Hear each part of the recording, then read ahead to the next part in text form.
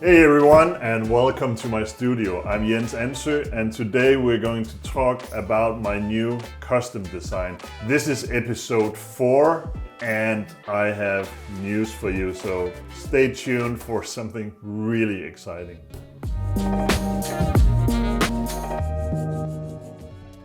This series started with an episode where I sketched against time. I put 15 minutes on the clock and just sketched away. And from that session came 20 sketches. The next episode, I took those sketches and started looking for potential for a new design. And while I did 20 sketches, I don't call those sketches designed in any way whatsoever.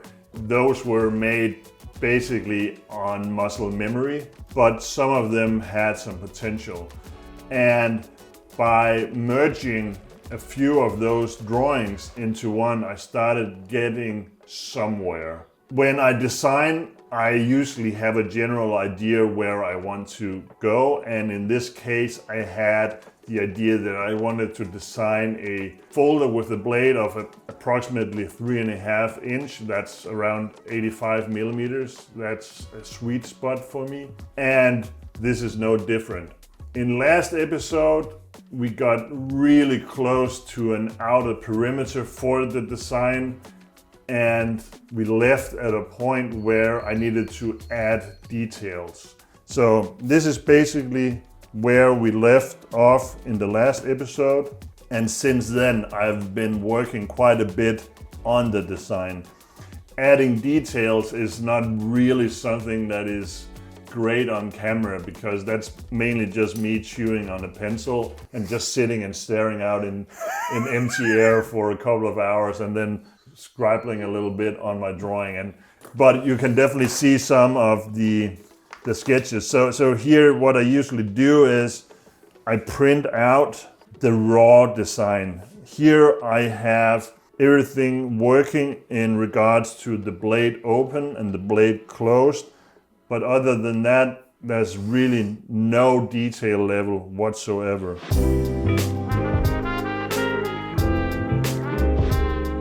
So I print out these drawings and start sketching by pen. And then when I have something that is a little more solid, I'll take it into CAD and then start firming things up. But I started working with the idea that maybe we should try something different. I think I mentioned in an earlier episode about this project that I wanted to do a bolster. I actually miss bolsters. Maybe we should make a bolster. Let's make a bolster.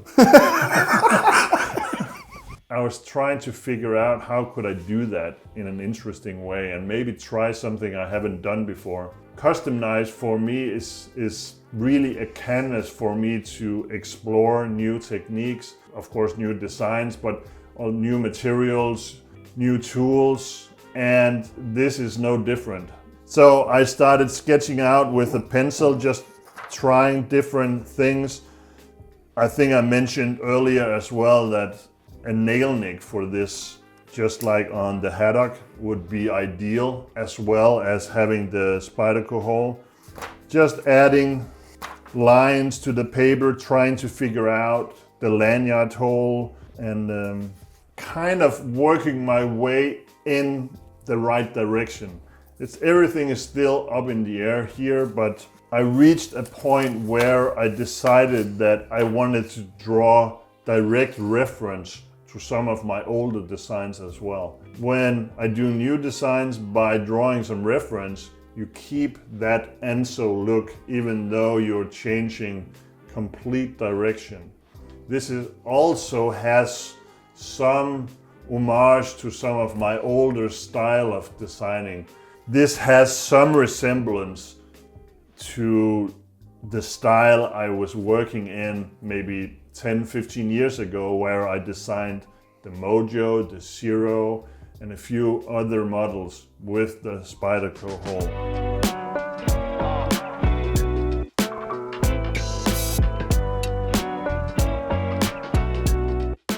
The first thing I decided was I wanted to incorporate the clip from the Isola. The clip for the Isola differs from every other design I made up until this point, where I would do a full 3D milled clip. So I mill the clip out of a solid chunk of titanium.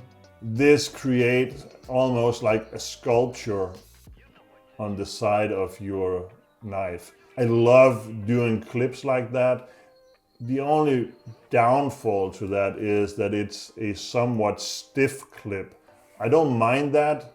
It stays super solid in the pocket, but it is somewhat limited in if you're wearing very thick pants, or if you want to add it to a pocket in your bag or something, maybe this is not ideal.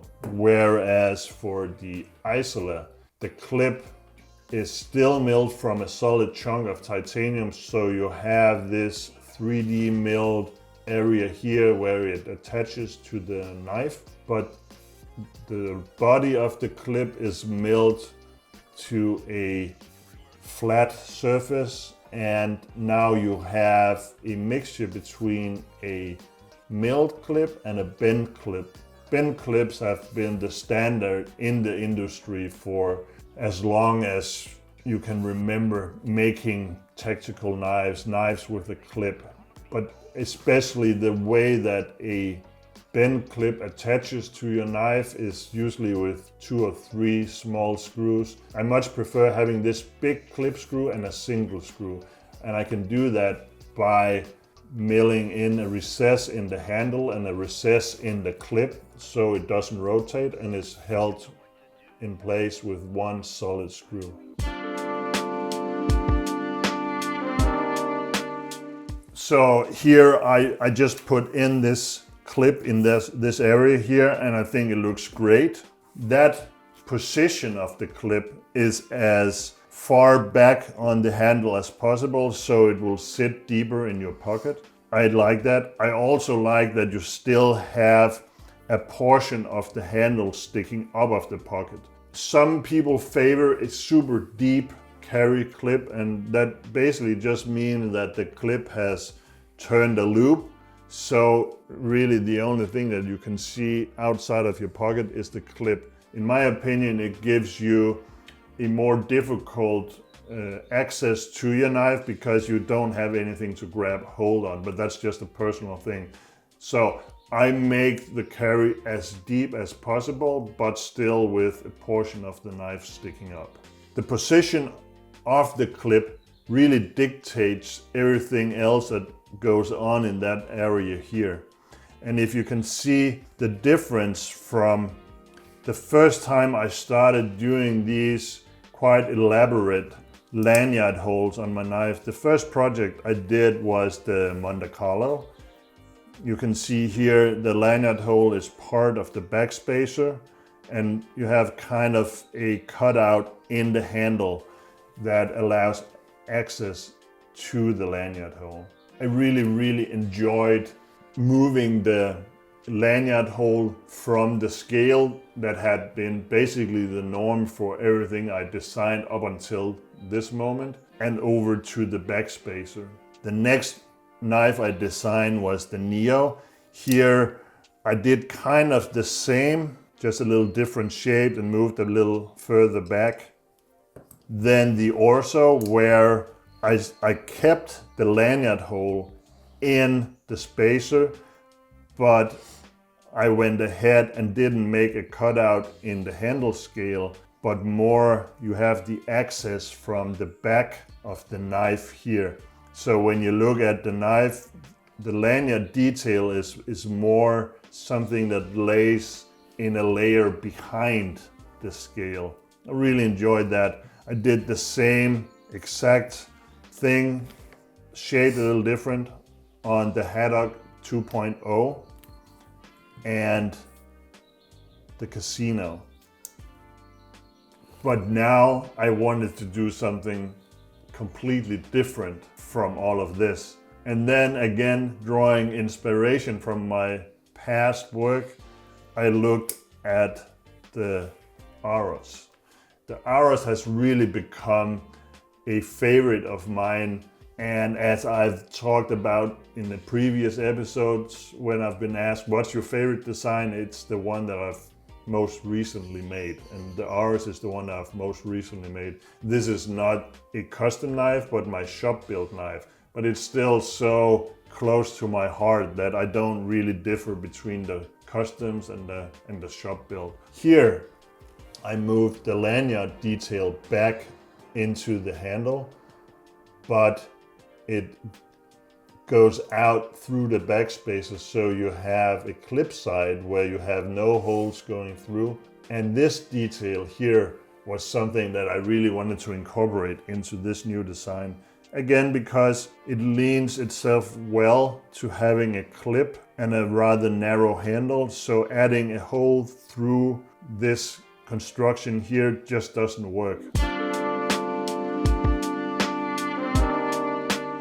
One thing that I learned when I tried to sketch out a shape for the lanyard hole was that the fact that I'm using a round opening hole in the blade actually dictated me using a round lanyard hole.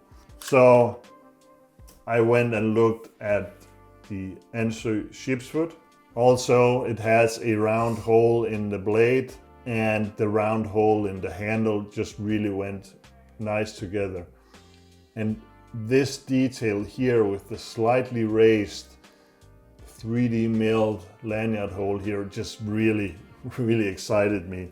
So now we have three elements coming together: the clip, the lanyard hole, and the lanyard hole shape, and the detail in the backspacer. I started sketching that in. Now it was time to work on the lock.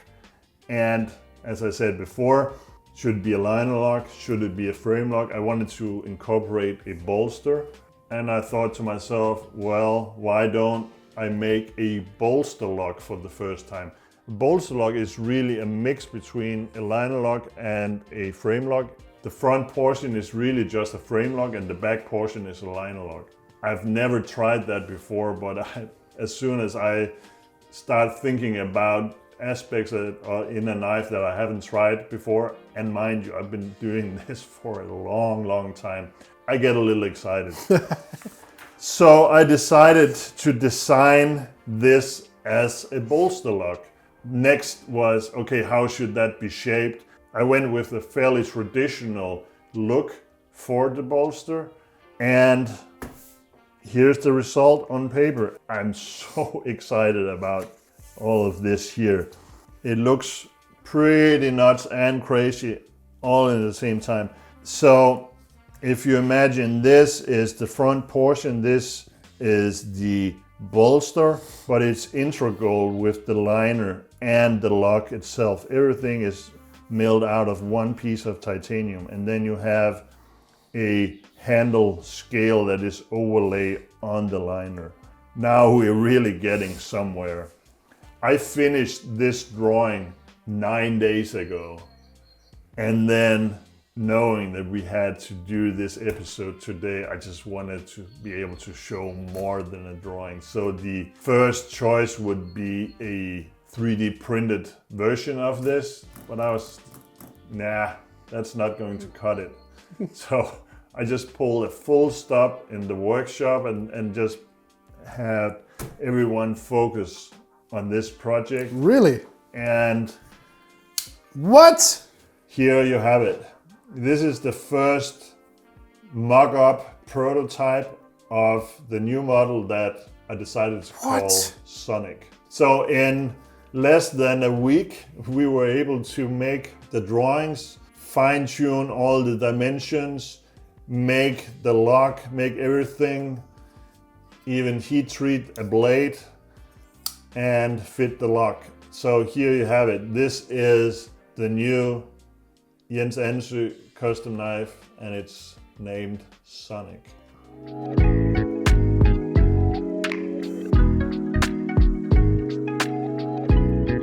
So rather than looking at a drawing, let me explain a little more of the finer details here. So you have the leaf-shaped blade that I love. It's been something that I've been chasing for a long time, designing something with this blade shape. At the same time, it's also been one where I've been steering clear of it, because when I think leaf shape, blade shape, I think Bob Lum, Chinese. And I wanted to make sure that I didn't go anywhere near that design. And with this, I definitely haven't. Have I succeeded with creating a design with a beautiful, very multi-functioning leaf shape blade? I think I have. Again, I might be biased here. Here you have the clip, exactly the same clip as on the Isola. It sits rather high. You can see the detail of the bolster lock here, where you have full thickness of the bolster here around the lock area and where the lock insert is. And here the intersection of the frame goes into a thin liner lock here. And when I say thin liner lock, I've never made a thin liner lock, or at least back in the day, and we're talking more than 20 years ago, I found that a flimsy liner lock is not coming out of my shop ever again. Since that day, I've made rather thick liners in all my liner locks, even to a point where some people consider them frame locks with handle materials on top of them. I make tools, and that is so important for me, that my knives are hard use tools. If they're being used as such, I don't mind, but I want them to be able to perform as hard use tools. And because of that, I build them with really thick liners. So here you have the scale material. In this case, it's black G10. And when the knife is open, the lock engages, you are exposing the edge of the handle, but when it's closed, you actually have a very solid bolster here. The same as on this side here, you have the cutout for the opening hole, and then integral bolster with the liner. This is milled out of a solid chunk of 5mm titanium. Here, the lanyard detail is raised a little above the handle, just like on the sheepsfoot.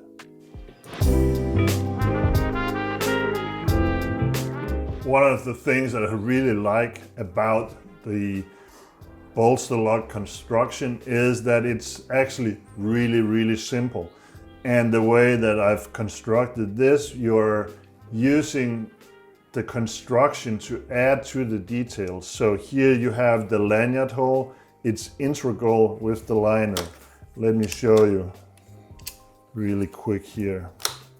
So here you can see that the lanyard tubing that goes through the handle scale is milled out of the same piece of titanium as the liner and the bolster here. So you have one piece construction on each side.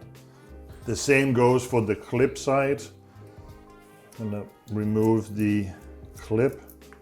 By the way, if you like to mess around with your knives, taking them apart, adjusting them, you need the Anso knife tool. It's on my website, and you can find it in the link below. Here you can see the small island that the clip sits in. You can see here the recess area here, and these two parts lock together. So the clip is only held in place with one screw, and these two parts just fit really tight together. So here you can also see that the recess for the clip that also goes through the handle scale is milled in one solid piece with the liner and the bolster here.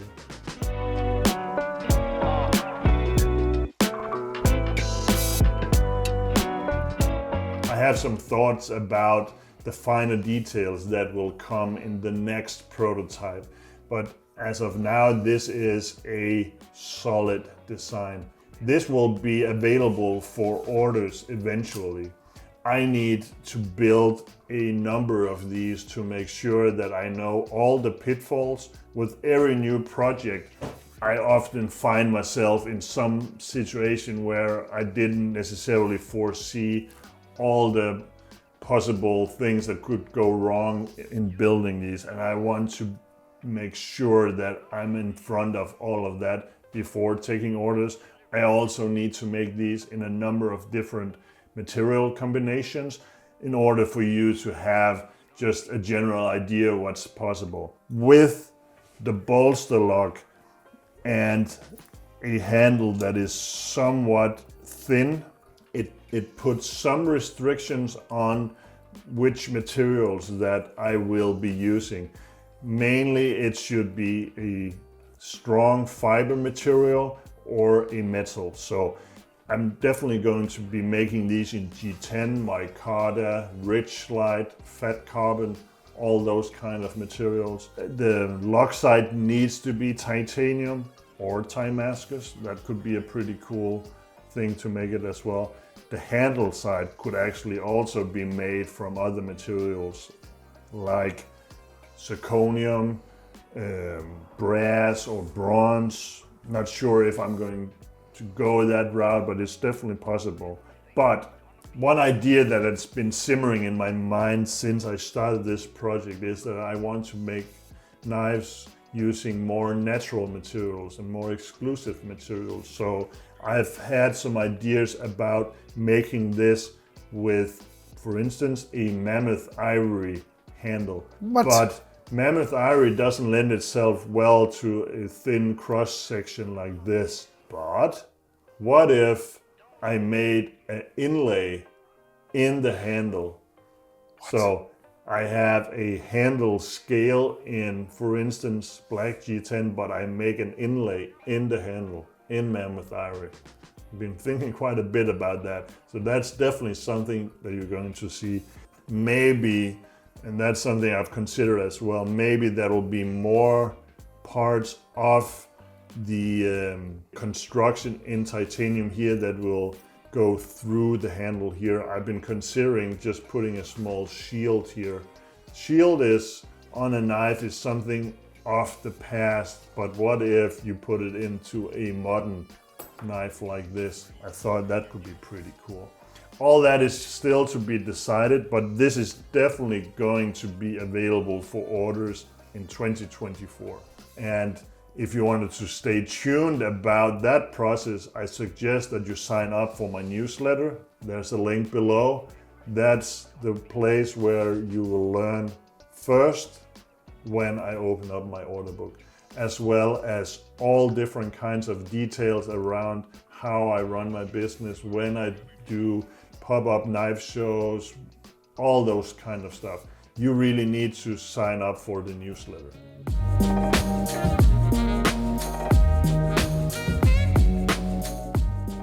I really hope you enjoyed this episode. This is the 4th episode in the making of the new Anso custom knife, the Sonic. If you haven't seen the previous episode, please go and do so. If you don't subscribe yet, please subscribe. Leave a comment. Please tell a friend, help this channel to grow. And until next time, see you later.